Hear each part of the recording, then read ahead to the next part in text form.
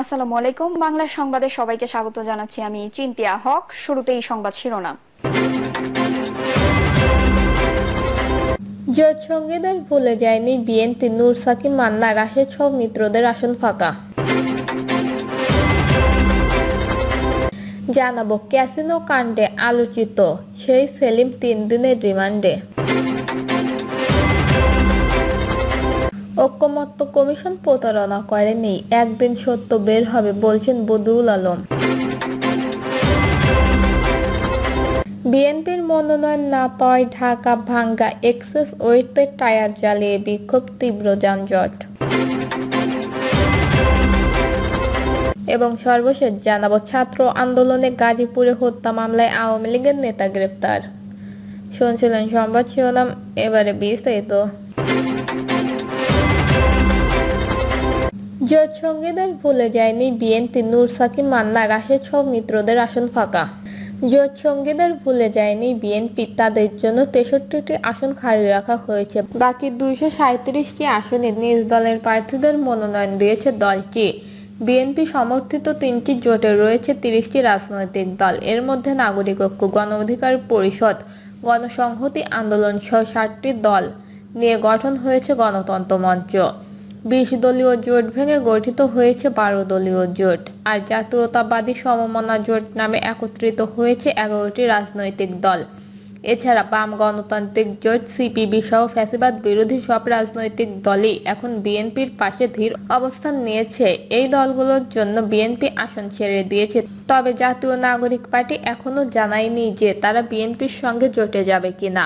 ঢাকায় 60টি আসন ফাঁকা রেখেছে বিএনপি। নাগরিক ঐক্যের সভাপতি মাহমুদুর রহমান মান্না যে কোনো একটিতে লড়তে পারেন। গণসংহতি আন্দোলনের প্রধান সমন্বয়কারী জোনায়েদ সাকি ব্রাহ্মণবাড়িয়া 6 আসনে, গণ অধিকার পরিষদের সভাপতি নুরুল হক নূর পটুয়াখালী 3 ও সাধারণ সম্পাদক রাশেদ খান ঝিনাইদহ 2, বাংলাদেশ জাতীয়তাবাদী দলের চেয়ারম্যান ও 12 দলীয় জোটের সমন্বয়ক সৈয়দ এহসানুল হুদা কিশোরগঞ্জ 5, জাতীয় সমাজতান্ত্রিক দলের সভাপতি আসম আব্দুর রব লক্ষ্মীপুর 4 আসন থেকে লড়তে পারেন। এই আসনগুলোতে বিএনপির কোনো প্রার্থী ঘোষণা করেননি।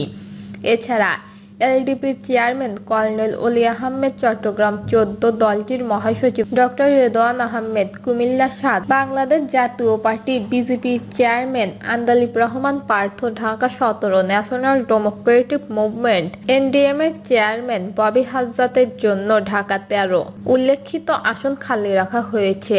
এর আগে দলের ভারপ্রাপ্ত চেয়ারম্যান তারেক রহমানের নেতৃত্বে দলটির স্থায়ী কমিটির বৈঠক হয়। সেখানে দলীয় প্রার্থীদের প্রাথমিক নামের তালিকা চূড়ান্ত করা হয়। পরে তা মির্জা ফখরুল আনুষ্ঠানিকভাবে প্রচার করেন। মির্জা ফখরুল বলেন, দীর্ঘ 16 বছর পর আগামী ফেব্রুয়ারিতে আমরা গণতান্ত্রিক নির্বাচন পেতে যাচ্ছি। সেই নির্বাচনে প্রায় 237 আসনের সম্ভাব্য প্রার্থী তালিকা দেওয়া হয়েছে। আর যেই সব আসনে যুগপৎ আন্দোলনের সঙ্গীর প্রার্থী তালিকা ঘোষণা করবে সেটি বিএনপি সমন্বয় করে নেবে। বিএনপির মহাসচিব বলেন, দিনাজপুর 3, বগুড়া 7 ও ফেনী 1 আসন থেকে আগামী নির্বাচনে অংশ নেবেন দলের চেয়ারপারসন বেগম খালেদা জিয়া। আর দলটির ভারপ্রাপ্ত চেয়ারম্যান তারেক রহমান লড়বেন বগুড়া 6 আসন থেকে। ক্যাসিনো কাণ্ডে আলোচিত সেই সেলিম 3 দিনের রিমান্ডে। রাজধানীর গুলশান থানায় সন্ত্রাস বিরোধী আইনের মামলায় আওয়ামী লীগের মিছিলে অর্থের যোগান দেওয়ার অভিযোগে ক্যাসিনো কাণ্ডে আলোচিত ব্যবসায়ী সেলিম প্রধানকে 3 দিনের রিমান্ডের আদেশ দিয়েছে আদালত। ঢাকার চিফ মেট্রোপলিটন ম্যাজিস্ট্রেট জিহাদুর রহমান এই রিমান্ড মঞ্জুর করেন। রাষ্ট্রপক্ষের আইনজীবী অ্যাডভোকেট মোহাম্মদ হারুনুর রশিদ বিষয়টি নিশ্চিত করেছেন। এর আগে মামলার তদন্ত কর্মকর্তা গুলশান থানার পরিদর্শক মোজাম্মেল হক মামুন সেলিমকে 7 দিনের রিমান্ডের আবেদন করেন, তবে আদালত 3 দিনের অনুমোদন করেন।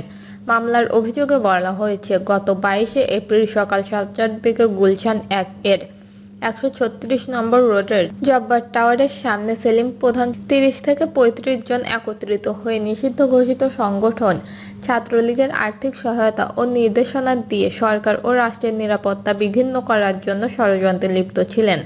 তারা আওয়ামী লীগের বিভিন্ন সহযোগী সংগঠনের নেতাকর্মীদের নিয়ে দেশবিরোধী স্লোগান দেন। ঘটনাস্থল থেকে 5 জনকে গ্রেপ্তার করা হলেও অন্যরা পালিয়ে যায়। এরপর পুলিশ বাদী হয়ে মামলা করে। এর আগে গত 6 সেপ্টেম্বর ভোরে রাজধানীর বারিধারায় একটি রেস্তোরাঁ থেকে সেলিম প্রধান সহ 9 জনকে গ্রেপ্তার করে পুলিশ। অভিযানে 6.5 কেজি সীসা, 60টি সীসা স্ট্যান্ড ও বিভিন্ন সরঞ্জাম জব্দ করা হয়। উল্লেখ্য, 2019 সালের 30 সেপ্টেম্বর ক্যাসিনো বিরোধী অভিযানের সময় হযরত শাহজালাল আন্তর্জাতিক বিমানবন্দরে থাইল্যান্ডগামী বিমানের ভেতর থেকে সেলিম প্রধানকে গ্রেপ্তার করে র্যাব। পরে তার বাসা ও অফিস অভিযান চালিয়ে বিপুল পরিমাণ দেশি বিদেশি মুদ্রা ও মদ উদ্ধার করা হয়। আইনশৃঙ্খলা বাহিনীর তথ্য মতে সেলিম প্রধানই বাংলাদেশের অনলাইন ক্যাসিনো ব্যবসার মূল হোতা এবং বিপুল অর্থ বিদেশে পাচার করেছেন। দুদকের মামলায় তিনি 4 বছরের কারাদণ্ডও ভোগ করেছেন। ঐকমত্য কমিশন প্রতারণা করেননি, একদিন সত্য বের হবে বলছেন বদিউল আলম।